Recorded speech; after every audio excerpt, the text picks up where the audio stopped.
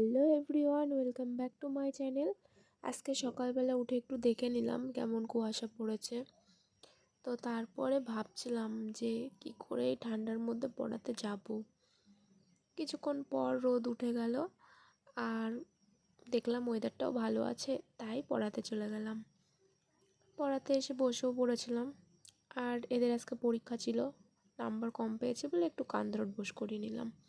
এবার ছুটি দিয়ে চন্দ্রিমাকে পড়াতে চলে আসলাম।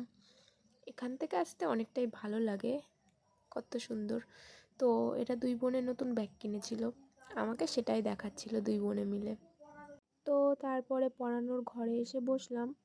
তো তাও এরা দুজন মিলে একটু জ্বালাতন করছিল। আবার এদিকে এইগুলো কিনে এনেছে সেটাও দেখাচ্ছিল। আর এদিকে কুট্টু তো দরজা বন্ধ করে দিয়েছি, তার জন্য জানলা দিয়ে উঁকি মারছিল।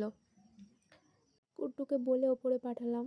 আর বৌদি চা বিস্কুট নিয়ে আসলো, সেগুলোই খেয়ে পড়িয়ে বাড়ি চলে এসে একটু বাসন মেজে নিয়ে আমি বসে গেলাম পড়তে। তো পড়া হয়ে গেলে আমি স্নান করতে চলে গেলাম। আর এদিকে স্নান করে বেরিয়ে জামা কাপড়গুলো নেড়ে দিলাম। আর এদিকে তারপরে কিছুক্ষণ পর কাকির সাথে বেরিয়ে পড়লাম, ওই ফর্ম জমা দিতে হবে তার জন্য। তো ওনাদের বাড়িতেও চলে আসলাম। আর এদিকে ফর্ম জমা দিয়ে বেরিয়েও পড়লাম বাড়ি যাব। আর বাড়ি চলে এসে দেখি ভাই এসেছিল, তো ও আমাকে বকছিল। দুপুরবেলা ভাত খেয়ে বেরিয়ে পড়লাম পড়াতে যাব বলে।